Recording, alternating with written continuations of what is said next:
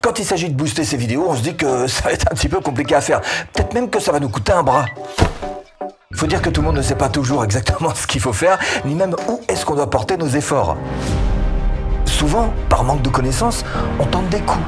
Et voilà, il se trouve que la plupart du temps, ils partent un peu dans le vide. Aujourd'hui, pas d'algorithme, pas de travail de vignette, pas de trucs compliqués, non.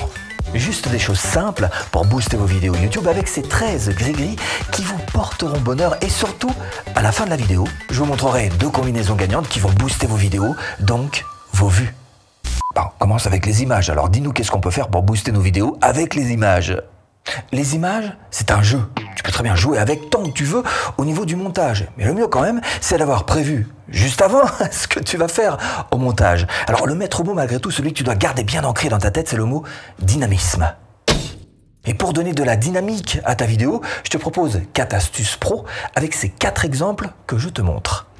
Tu peux jouer avec les incrustations. Tiens, par exemple, c'est une incrustation, voilà.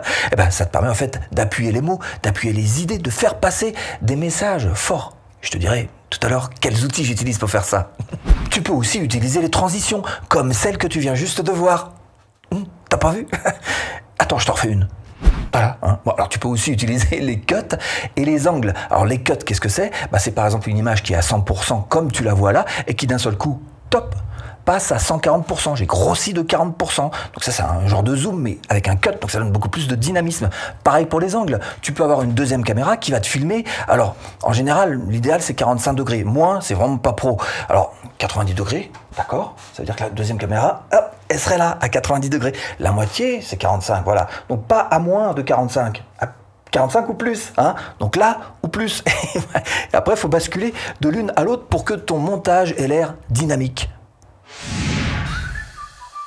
Et puis tu as les zooms évidemment, même un zoom lent comme je suis en train de te faire, tout doucement, qui se rapproche petit à petit du sujet, ça donne de l'importance, ça donne de la force, notamment à ce qui va être dit au moment où ce zoom va se figer.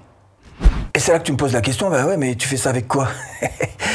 J'utilise tout simplement Camtasia, pas plus compliqué que ça. Camtasia, il y a une version d'essai 30 jours gratuite où là tu peux faire toutes les expérimentations que tu veux et je te le mets là-dessous en description. Bon, je suppose que tu vas aussi me parler du son. Ah oui, bien joué. Le son, effectivement, on oublie toujours de parler du son. Et pourtant, le son, là aussi, ça vient apporter une véritable dynamique à un montage. Donc, ça peut booster vos vidéos. Alors pour ça, je vais te montrer quelques petits exemples concrets sur mes propres vidéos. Là, on voit bien que j'ai utilisé un vieux son kitsch, tout à fait volontairement évidemment, chacun ses goûts et chacun fait transparaître ce qu'il a envie de faire à travers aussi ses sons. Vous voyez qu'on peut y apporter sa propre personnalité. Par exemple, sur exactement ce même passage, j'aurais pu y mettre des sons beaucoup plus modernes, ce qu'on appelle des whoosh. Autre son avec lequel tu peux jouer, c'est évidemment la musique. Et tu te rends bien compte que la musique, d'une part, c'est vrai, va venir enrichir ta bande-son, enrichir ta vidéo. Mais surtout, il faut faire attention à quelle musique vous allez choisir. Parce que en fonction de la musique choisie, vous n'allez pas du tout donner exactement la même ambiance, ça c'est sûr. Effets sonores, musique, et évidemment la troisième manière, c'est de jouer avec la voix. Alors pour réussir à donner une véritable dynamique en n'ayant que la voix, c'est un petit peu plus compliqué. Il faut avoir un flow un petit peu plus soutenu et savoir jouer avec ses intonations pour pouvoir faire des passages un petit peu plus cool. Et puis des passages qui soient un petit peu plus... D'accord?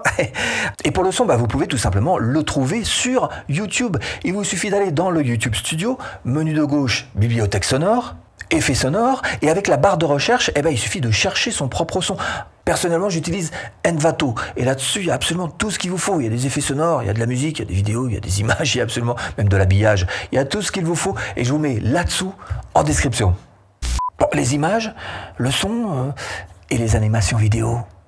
Si vous mettez en pratique ces astuces, ça c'est clair, vous allez pouvoir booster vos vidéos. Alors il y a aussi effectivement les animations vidéo avec par exemple l'infographie. Ça peut vous aider tout simplement à faire mémoriser des informations importantes que vous auriez à faire passer. Bon, ça par exemple, je le crée moi-même sur Camtasia, mais cela dit, vous pouvez très bien utiliser des infographies déjà toutes faites en allant par exemple sur Envato, dont je vous ai parlé tout à l'heure. Mais des animations, ça peut être aussi des enregistrements d'écran, des vidéos ajoutées. Par exemple, si vous voulez montrer votre chaîne dans votre vidéo, il vous faut un logiciel, ce qu'on appelle Screencast, qui enregistre votre bureau. Alors Final Cut, Premiere, iMovie, DaVinci, tout ça, ça le fait pas. Il faut que vous utilisiez un logiciel spécial, comme par exemple le Camtasia que j'utilise. Cela dit, vous pouvez évidemment ajouter aussi des images. Dans ce cas, mettre un très léger zoom, très léger, voilà, dessus, ça va les rendre un petit peu plus vivantes. Parce que montrer une image arrêtée comme ça, fixe, pendant trop longtemps, ça fait un peu mort, hein, pour tout vous dire. Hein.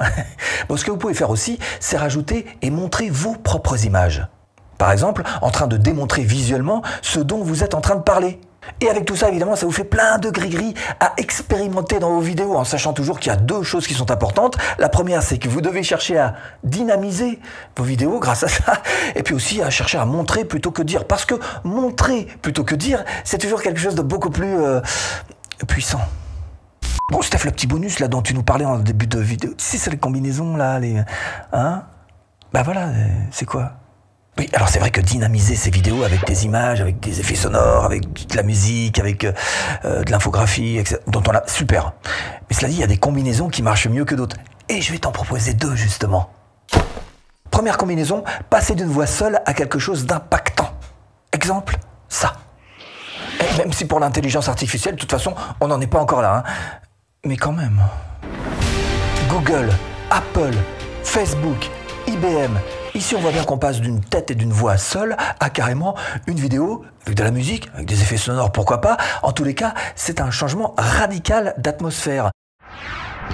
Et retrouvez en description de cette vidéo absolument toutes les formations offertes. Radical d'atmosphère et passer tout simplement de cette atmosphère qui est finalement assez pauvre à quelque chose de beaucoup plus fourni, beaucoup plus riche, c'est une première combinaison gagnante qui va donner à votre vidéo de la force.